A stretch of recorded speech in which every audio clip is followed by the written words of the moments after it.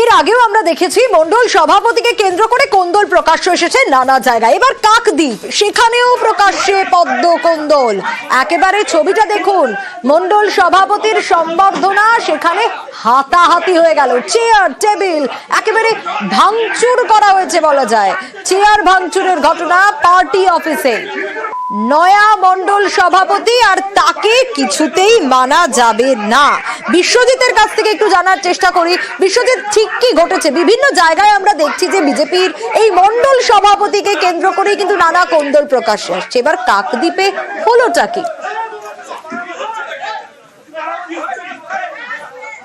মন্ডল সভাপতিকে সংবর্ধনা সভা চলছিল এবং সেখানেই একদিকে মন্ডল সভাপতি এবং অন্যদিকে তার কর্মীরা, এবং সেই কর্মীদের মধ্যে কিন্তু একটা তুমুল বচসার তর্কাতর্কি লেগে যায় এবং তারপর সেটা হাতাহাতি পর্যন্ত গড়ায়। এবং তারপর যেটা দেখা গেল যে চেয়ার টেবিলগুলো যেগুলো ছিল কাকদ্বীপের যে বিজেপি পার্টি অফিস রয়েছে, সেখানে সেই চেয়ার টেবিলগুলোকে ছুড়ে ফেলে দেওয়া হয়।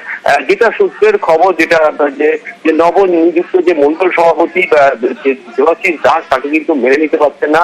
কারণ হিসাবে যেটা আমরা সূত্র মারফত জানতে পারছি, তিনি হচ্ছে 2014 থেকে 18 পর্যন্ত সিপিএম এর সক্রিয় একটা সদস্য ছিলেন এবং সেইখানেই কিন্তু প্রশ্ন এবং সেইটা নিয়েই কিন্তু গন্ডগোল লাগে। যদিও বিজেপির তরফ থেকে কিন্তু এই বিষয়টা সম্পূর্ণ দিয়ে দেওয়া হয়েছে, তাদের তরফ থেকে দাবি করা হয়েছে পুরো বিষয়টা অভ্যন্তরীণ বিষয় এবং কিছুক্ষণের মধ্যে সেটা পার্টি অফিসে বসেই নির্মাণ করে দেওয়া হয়েছে। পাশাপাশি অন্যদিকে তৃণমূলের তরফ থেকে কিন্তু যেটা বিদ্রুপ করা হচ্ছে যে এখন থেকেই তাদের মধ্যে গোষ্ঠী গন্ধন তৈরি হয়ে গিয়েছে, তাদের দুপক্ষের মধ্যে এখন থেকে পদ এবং টাকা পয়সার ভাগাভাগি নিয়ে গন্ডগোল, সেই নিয়ে কিন্তু এই উত্তেজনা তৈরি হয়।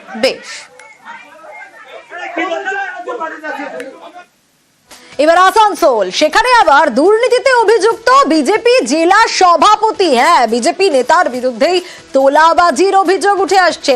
জামুরিয়ায় অভিযুক্ত বিজেপি নেতা বাপ্পা চট্টোপাধ্যায়। কি করেছেন তিনি, কি অভিযোগ তার বিরুদ্ধে, দীপকের কাছ থেকে জানবো। দীপক, কি অভিযোগ রয়েছে এই বিজেপি নেতার বিরুদ্ধে?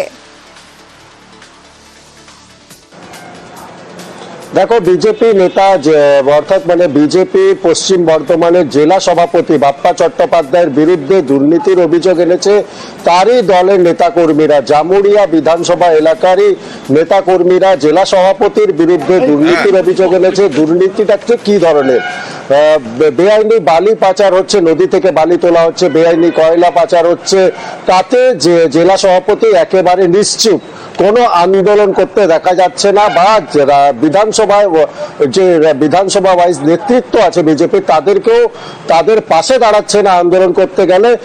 তাই তারা অভিযোগ এনেছে কি বিজেপির জেলা সভাপতি পকেট গরম হচ্ছে, জেলা সভাপতি বেআইনি কাজের মদত দিচ্ছে, তার বিনিময়ে টাকা পাচ্ছে। তাই এই অভিযোগ তুলেই রাজ্য নেতৃত্বকে চিঠি লিখে জানালো জামুরিয়া বিধানসভা এলাকার বিজেপির নেতাকর্মীরা।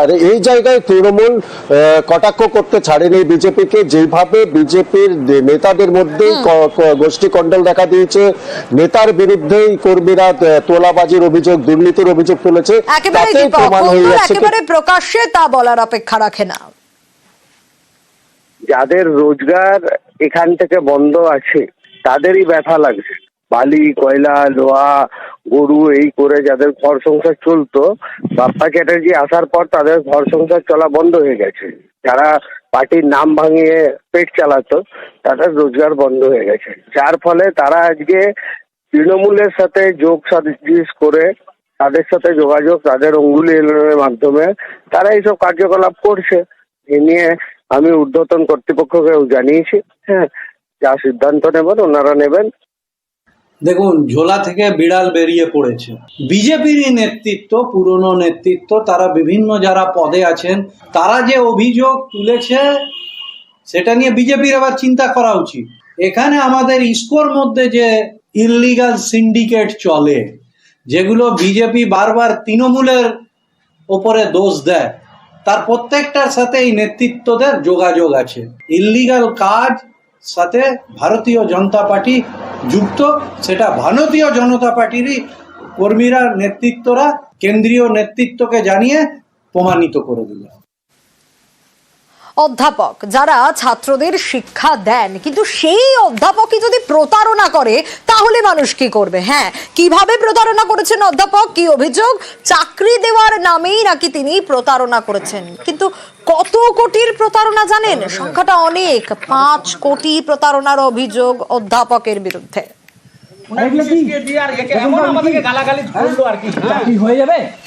চাকরি হয়ে যাবে দেখেন, আপনারা দেখেন, এই যে এই যুগের শিক্ষিত লোককে একটা ফেক মাল দিতে কতক্ষণ সময় লাগে? হ্যাঁ, একটা ফেক মাল দিতে এরকম কতক্ষণ সময় লাগে? 5 মিনিট লাগবে না আপনাকে একটা ফেক এরকম চাকরি আমি দিয়ে দিচ্ছি। হ্যাঁ,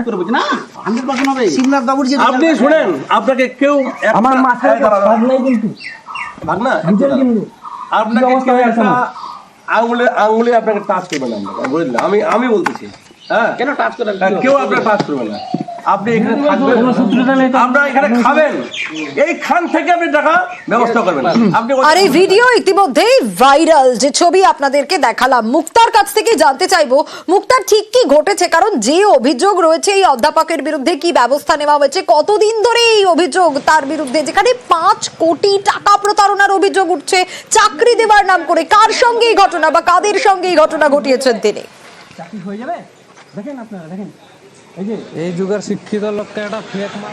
দেখো, হুগলির রামমোহন মহাবিদ্যালয়ের অধ্যাপক জোসেফ সরেন, তিনি কি সরকারি বিভিন্ন দপ্তরের চাকরির নাম করে রায়গঞ্জ, ইটাহার, দক্ষিণ দিনাজপুরে বিভিন্ন গ্রামগঞ্জ থেকে যারা চাকরি প্রার্থীরা ছিল তাদের কাছ থেকে কিন্তু লক্ষ লক্ষ টাকা হাতিয়েছেন এবং তার বিরুদ্ধে অভিযোগ প্রায় 5 কোটি টাকার আত্মসাৎ করেছেন চাকরি প্রার্থীদের কাছ থেকে। এবং এটাও দেখা গিয়েছে যারা যে অ্যাপয়েন্টমেন্ট লেটার দিয়েছে সেই দপ্তরের সই জাল করে সেই অ্যাপয়েন্টমেন্ট লেটারগুলো দিয়েছে, এরকমও কিন্তু দেখা গেছে। এবং ইটাহারের বেশ কয়েকজন যারা চাকরি প্রার্থীরা ছিল, টাকা দিয়েছিল, তাকে বারংবার বলা হয় যেহেতু চাকরি হচ্ছে না টাকা রিটার্ন দেওয়ার জন্য, তিনি কিন্তু দিতে পারে না। সে ইটাহারে একটি গ্রামে তাকে কিন্তু আটকে রাখে এবং দাবি করা হয় সমস্ত টাকা এখানে দেওয়ার পরেই কিন্তু তাকে ছাড়া হবে। সেই অভিযোগ কিন্তু ইটাহার থানায় কিন্তু দায়ের করা হয়। পরে রায়গঞ্জ কোর্টের সামনে থেকে সেই অভিযুক্তকে কিন্তু ইটাহার থানার পুলিশ কিন্তু গ্রেপ্তার করে জিজ্ঞাসাবাদ শুরু করেছে এর সঙ্গে কারা আছে এবং কোথায় কোথায় টাকাগুলো দেওয়া ছিল। জালেই অধ্যাপক। অন্যদিকে আবার বিশ্ব বাংলা বিশ্ববিদ্যালয়, সেখানে বিক্ষোভের ছবি। বোলপুরে বিশ্ব বাংলা বিশ্ববিদ্যালয়ে বিক্ষোভ তৃণমূলের ঠিকা কর্মীদের। কিন্তু কি কারণে এই বিক্ষোভ, আগে ছবিটা দেখায়।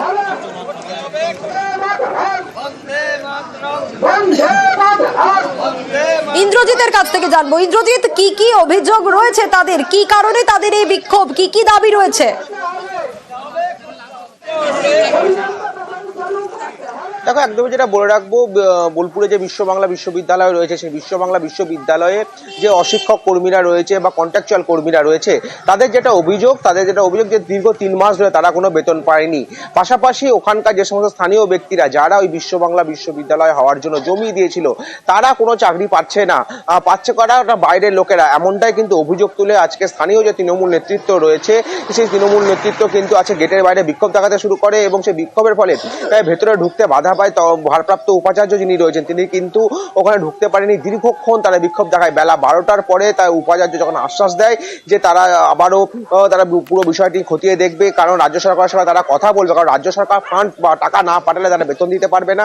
আর চাকরির বিষয়টা তারা সম্পূর্ণভাবে আলোচনা করবে এবং আলোচনা করার পরই তাদেরকে কিন্তু ফিরিয়ে দেওয়া হবে, এমনটাই কিন্তু জানিয়েছে।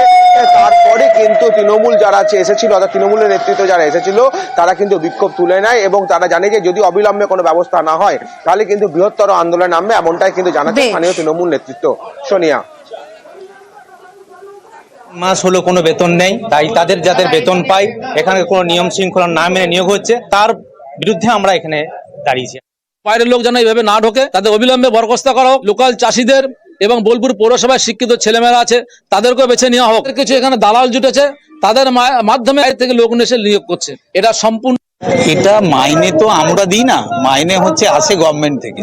আমাদের ইউনিভার্সিটির ফান্ড খুব বেশি নেই, তার মধ্যে 1 মাসের মাইনে আমরা দিতে পারি। যেহেতু গভর্নমেন্ট পয়সা দিচ্ছে না, গভর্নমেন্ট থেকে আমরা টাকা দিতে পারছি না, হয়তো 1 দিন বা 2 দিন বা 3 দিন দেরি হতে পারে, কিন্তু এটা তো হবে। কিন্তু আমি তো হাত পা বাঁধা, আমাদের একটা নিয়ম আছে যে এতজনকে আমি নিতে পারবো, তার বেশি নিতে পারবো না। একটু অপেক্ষা করুন, আমার নিজে বাইরে এক্সপান্ড হচ্ছে আরো ইউনিভার্সিটি, আরো হয়তো অন্য জায়গা নেব, কিছুদিন পরে হবে। আপনি লোকই খুঁজে পাবেন না চাকরি দেওয়ার জন্য, কিন্তু সেইটুকু ধৈর্য ওনাদের নেই।